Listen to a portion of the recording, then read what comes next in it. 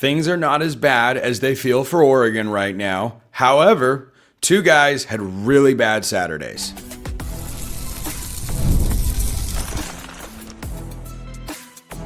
You are Locked On Ducks, your daily podcast on the Oregon Ducks.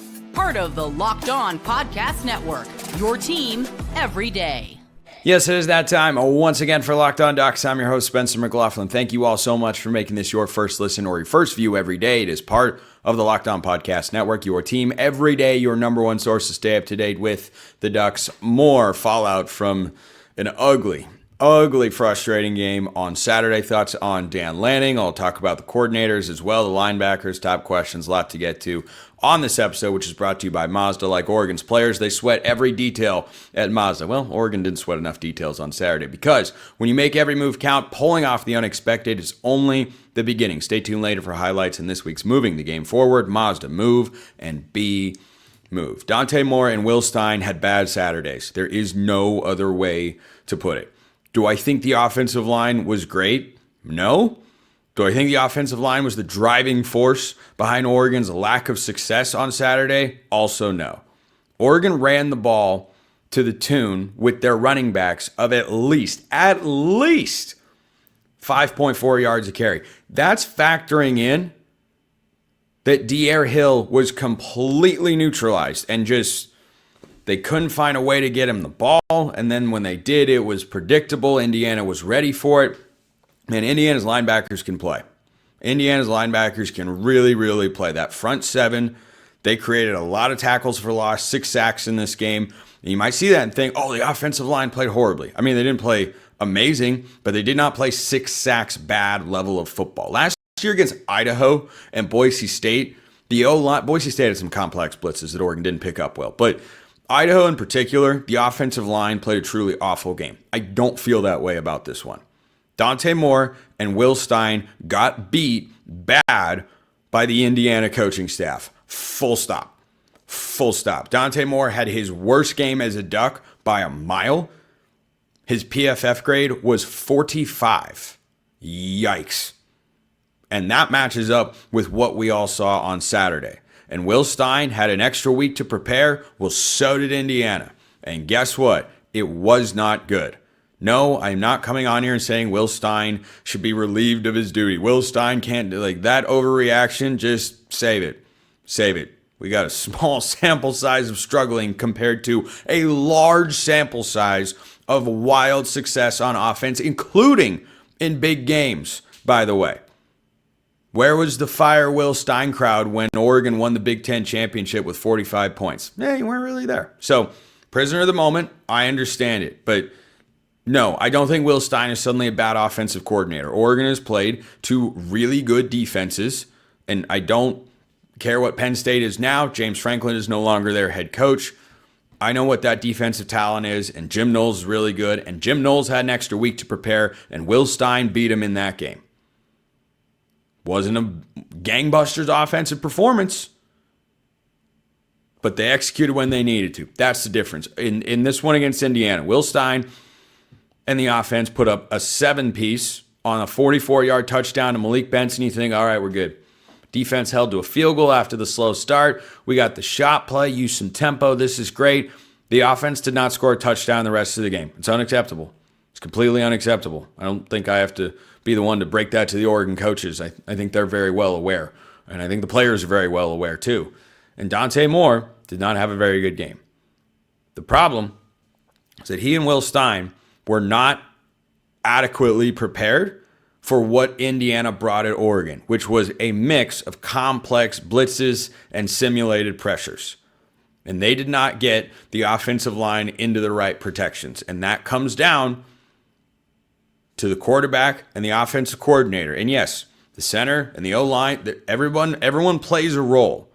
But going into a game, a quarterback and offensive coordinator have a lot of meetings. Quarterback's got to absorb a lot of information about, hey, here are their defensive tendencies. This is what they're going to do. When you see this look, you have to be prepared to check to this, or you have to be prepared to throw the ball here. Dante Moore's decision-making through the first 5 games of the year has been darn near flawless. And in this game, it stunk. It absolutely stunk. because Indiana got in his head. They rattled his cage. He was sacked 6 times, and he didn't know what he was looking at. And frankly, I think more of it goes on Dante than Will Stein, but they are both the 2 most culpable individuals for why Oregon's offense failed to succeed. So Dante Moore was not picking up what Indiana was doing defensively. He was not making the right adjustments. He missed open guys. He missed open throws. He made bad reads. It was a bad day against a darn good defense. Indiana's a really good football team. It's not like this happened. If this happens against Rutgers this week, even though it's on the road on the other side of the country, okay, I will raise my level of concern. Do I want Oregon to get better? Of course. Of course I do. I also thought they would be 5-1 at this point in the year. And going forward, do I trust that Oregon, with this coaching staff and these players, can fix it and get back to playing Big Ten championship or at least playoff caliber football? I do. And my concern meter right now on Oregon the rest of the season is sitting at about a 3. I bet that's lower than most of you thought it would be. Nope. Got outcoached. That's competition. That's football. There are a lot of great coaches in the country. Indiana's got a great one at defensive coordinator. Now, Dante Moore has to be better in that regard. One of the reasons I talked about Oregon the way I did coming into the season was a game like this. Did you ever see this sort of game happen to Bo Nix in his second year with the offense? Nope. Did it happen to Dillon Gabriel a lot last year? His biggest struggles were physical limitations, which is that the ball kept getting batted down by Penn State and Ohio State. And by the way, against Penn State, of course, he scored 45 points with the offense. So this is a growing pain sort of moment. Whenever you hear me or other media people, podcasters talk about, well, a young quarterback, you're going to undergo growing pains. Here it is, right here. That's what it looks like. It is unfortunate that manifested itself in an Oregon loss, but that's what it is. The biggest point of criticism that I think is fair to let lob against Will Stein is that Oregon's running backs all averaged 5.4 yards a carry or more. Outside of D'Air Hill, they kept him in check. But Lamar had a couple good runs. Jordan Davison ran the ball well. And Noah Whittington had some moments. Why was the offense so poor in the points department when you could run the ball? That's bizarre. And that speaks to game planning, play calling, execution wasn't good. Game script, momentum, Sappington missing that field goal before the half, Indiana getting a 58-yard field goal.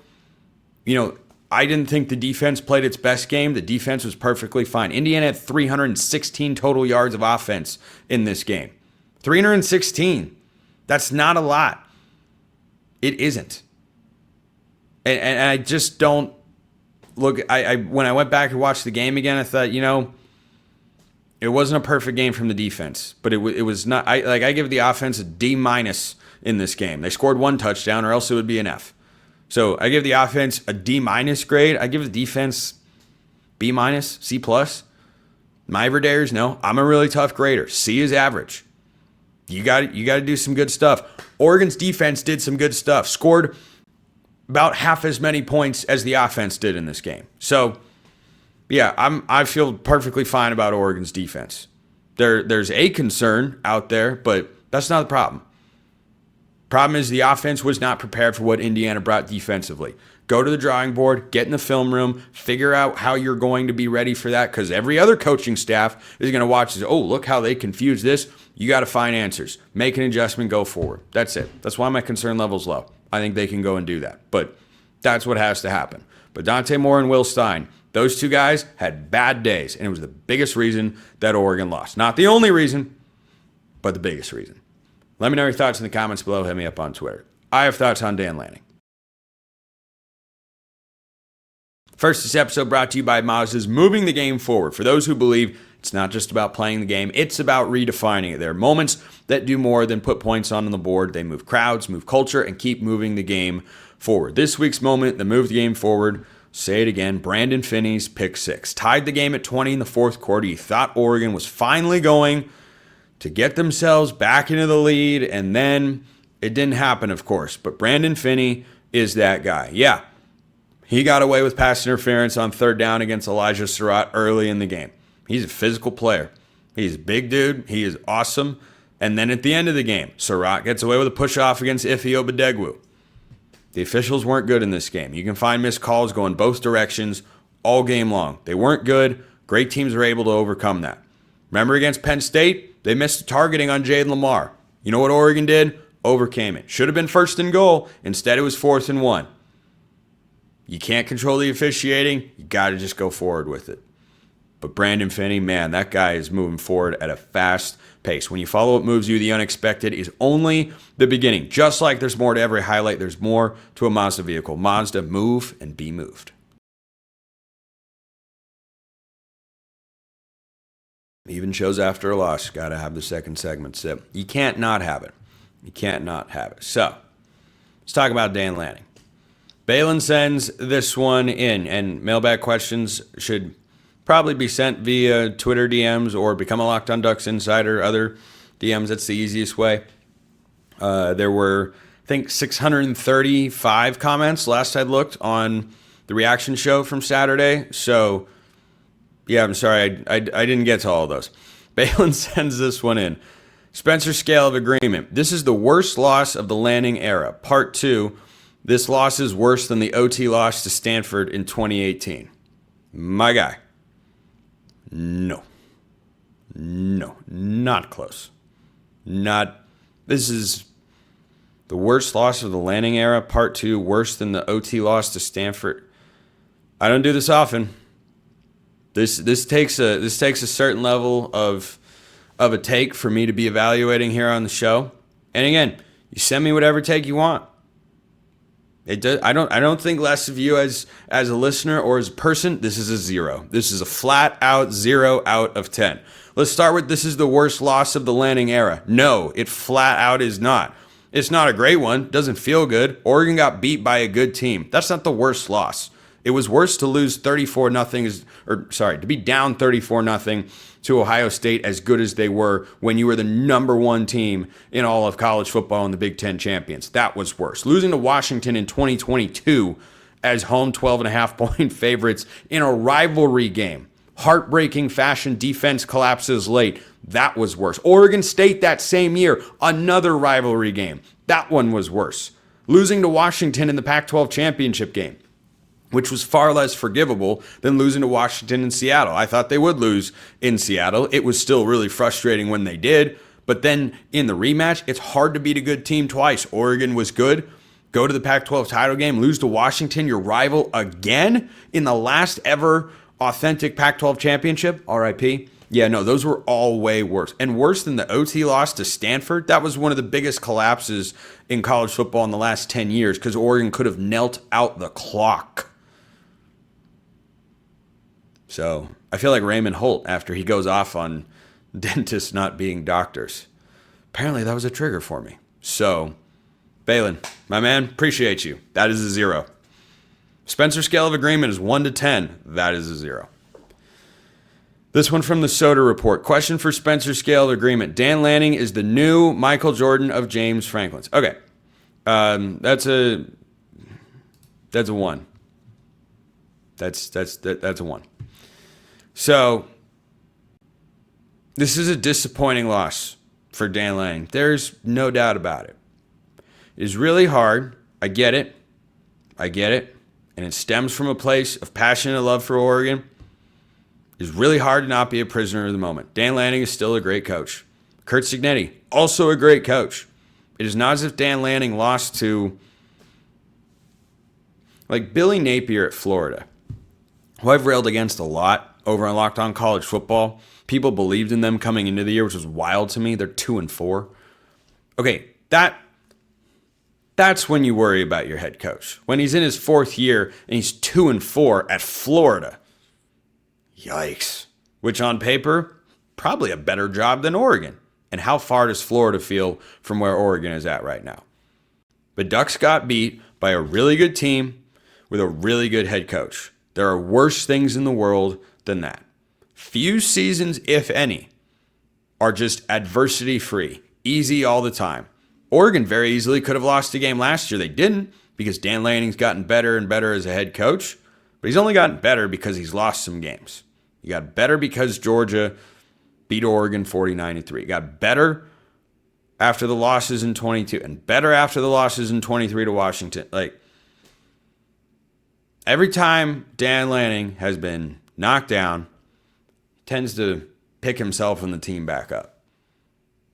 I'm not worried about Dan Lanning all of a sudden in like any way. Think about this. The last time Oregon went to the national championship game, they lost at home to Arizona. That had, what was the quarterback's name? Anu Solomon. Rich Rodriguez was the head coach. Scooby Wright was stripping Mariota every other play, it felt like. That team went on to go win the national championship. I'm not saying Dan Lanning is free of criticism. He came out after the game, say I didn't feel like we had a very good plan. Yeah, clearly that falls on the head coach at some point at the end of the day. I think it's more about Dante Moore and Will Stein. But again, Dan Lanning's a part of the game planning. He's in those conversations. It's not as if, I've pushed back on that idea for a while, which I think, generally speaking, college football has settled down. That notion of, well, he's a defensive coach, so he's not doing anything on offense. Like, no, that's ridiculous. Offensive coaches, for the most part, not entirely, are in on defensive meetings from time to time. Chip Kelly, I have been told, famously was not at Oregon. Like, he and Nick Haliotti barely talked throughout the week. But anyway, so because Chip was just so offensive. But again, that was Chip. That was Chip. I wouldn't be surprised if Lincoln Riley was like that. So no, I'm not suddenly looking at Dan Lanning really differently. I'll look at Dan Lanning differently and the team very differently if they go on the road and struggle with Rutgers, who's not a very good football team. Then I will have a higher level of panic. But you know what? There's no such thing as a good loss. You never want to lose a football game. Maybe this ignites a fire inside the locker room. Do we trust Dan Lanning to motivate his guys, get him into the right headspace? Yeah, I do. 2014, they lost the game at home. 2012, if there had been a 4-team playoff, 2012 Oregon Ducks probably make it in. And guess what?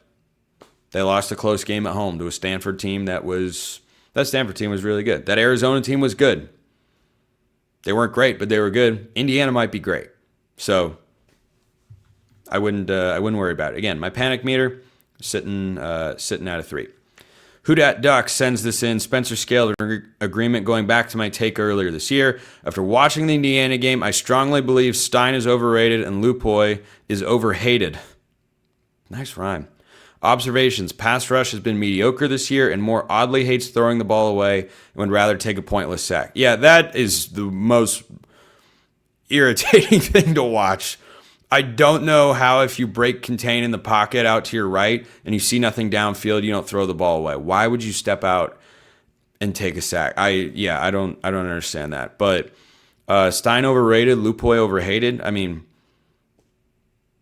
that's a 1.5.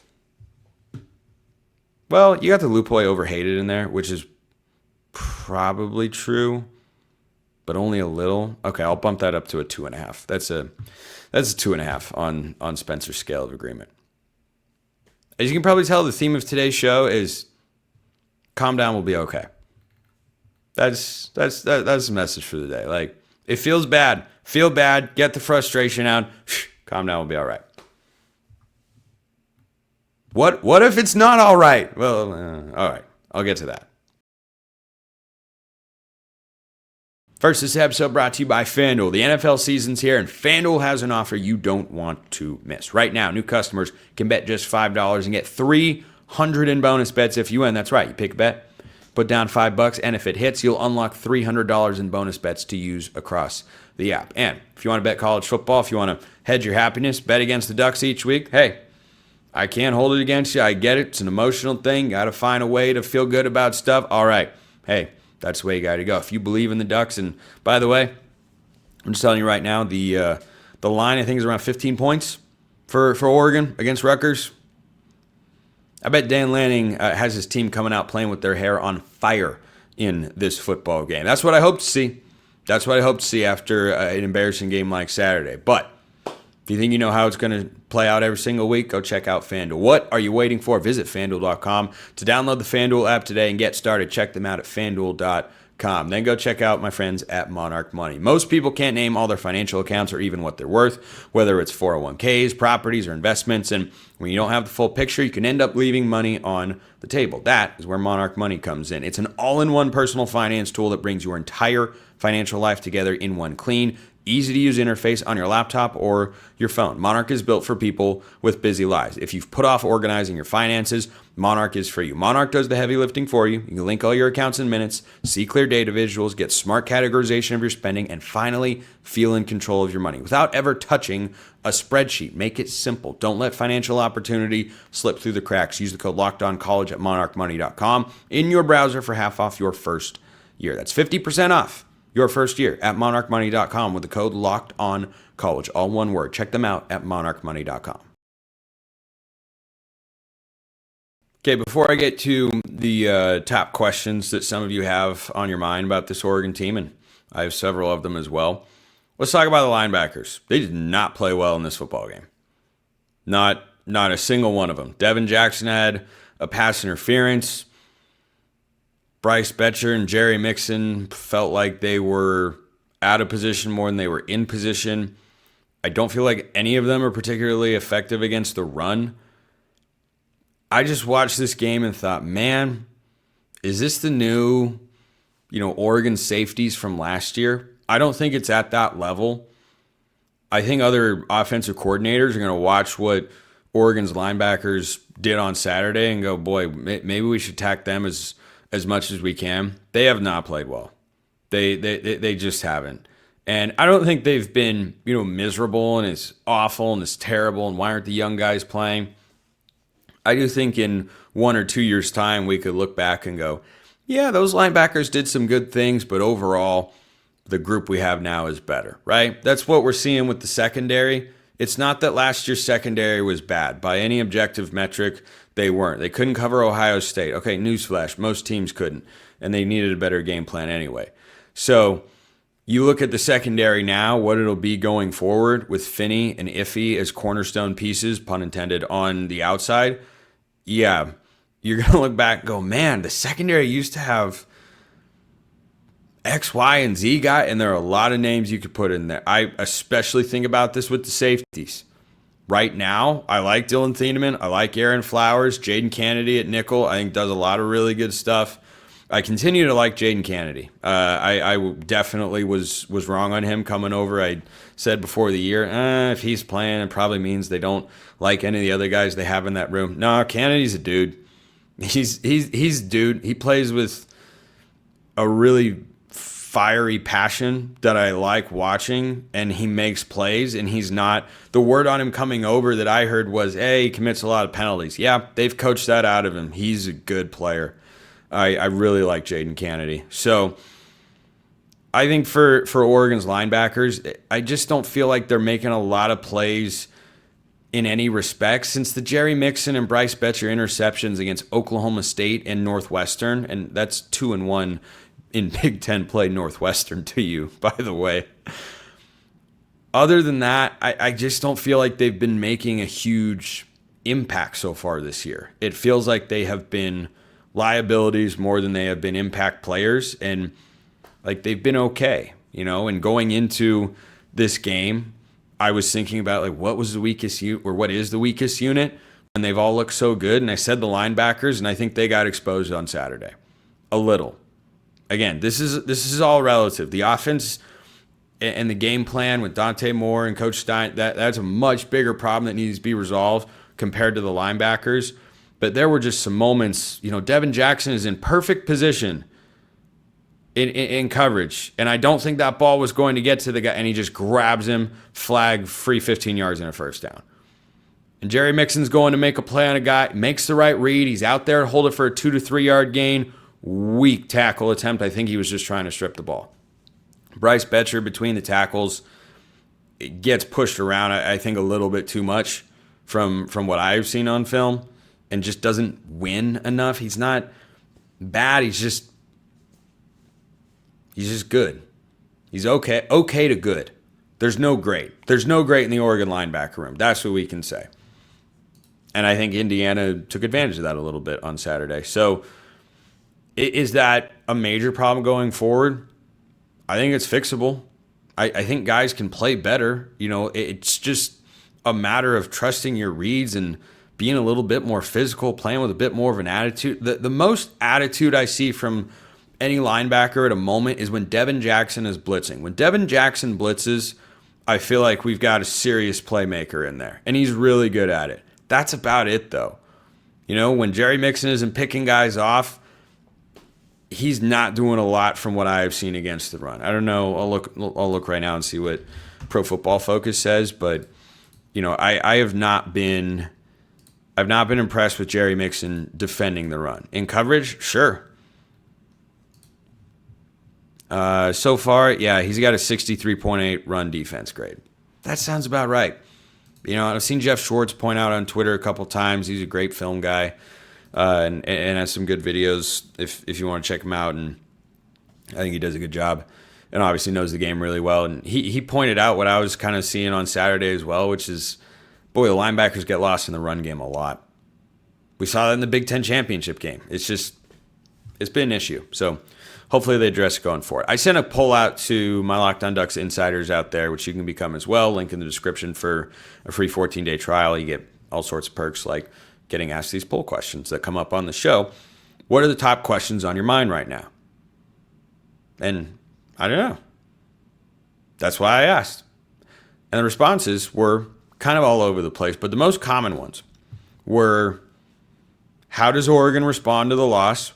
I think that's a great thing to be looking at going forward. Questions about the coordinators, I've talked about that. I think they'll be all right. Another one that popped up a lot, does Dante Moore return next year? Does this game lead to that? I'll get to that in a sec. And then how good is Oregon? I think it's fair. I still think Oregon is a playoff team. I still expect them to win at least 10 games, if not 11, with the schedule they have going forward. Yeah, USC looks like a good team. Oregon's got them at home. Washington is a good team, not a great one. I think USC is better this year from what I've seen so far. Got to play them on the road, rivalry game. Maybe you drop one of those two. Iowa, yeah, things could get weird, but man, Wisconsin, Rutgers, Minnesota, yeah, those should be pretty easy wins for the Ducks, and then you should lose no more than one game the rest of the year. But on the Dante Moore return factor, I'm not surprised people thought that. I had a friend text me that, well, maybe this means Dante will return next year. Way too early in the season to be making a declarative statement on that front, or to know, like, this game is not going to be the sole moment we look back and say, that's why Dante's coming back. Dante Moore will or won't return based on two things: how he plays the rest of the season and what the NFL draft community thinks of him. And number two, whether or not Oregon wins a national championship. Those are the biggest factors. If Oregon does not do the second, his return is more likely. We saw that with Bryce Betcher. Bryce has either outright said or all but said, I can't remember exactly, if last season had ended differently, he's probably not on this football team. I bet Dante Moore would think that way, because Oregon could offer him plenty of NIL money to return. But this one bad game is not going to propel him to automatically come back. What if Oregon does go win the national championship now? Ohio State lost twice in the regular season last year, and it worked out pretty well for him. If Oregon goes on to win it all, Dante's going to the NFL draft, and I won't care one single bit. I would take that in a heartbeat if it means we only get to watch him play quarterback for 1 year. But yeah, that one was, I think we can pump the brakes a bit. But the number one question that was on my mind coming out of this game, how do they respond? Going back to the conversation about Dan Lanning and what he's done as a head coach. All right, your team stumbled. It's hard. You're going to face adversity. I just watched my Mariners play 15 innings on Friday night. Took some intestinal fortitude to figure out how to go to the ALCS for the first time in 24 years. And guess what? It was one of the greatest nights of my entire life. And for the entire city of Seattle as well, it's waited 2.5 decades to see them get back to that particular opportunity. But it wasn't easy. You only remember the end result. But man, it was hard. They had a chance. They had a 3-0 lead in game. Think about this. Mariners had a 3-0 lead, up 2-1 in a best-of-5 series in Game 4. Detroit was booing their team on their own field in Detroit, in the Motor City. They were booing them. Vibes were terrible. And then the bullpen imploded. They imploded. And the next game, the bullpen threw 9 innings of shutout baseball. A couple of starters were sprinkled in there as well. But they threw 9, it was like 8 to 9 innings of shutout ball. Other teams are good too. Other teams have got good players. They're going to beat you sometimes. It's about how you respond. Something my mom's always told my brother and I growing up. I'll close with this, and this is a great message for all of you out there. Life is 10% what happens to you and 90% how you respond to it. Oregon got punched in the mouth on Saturday.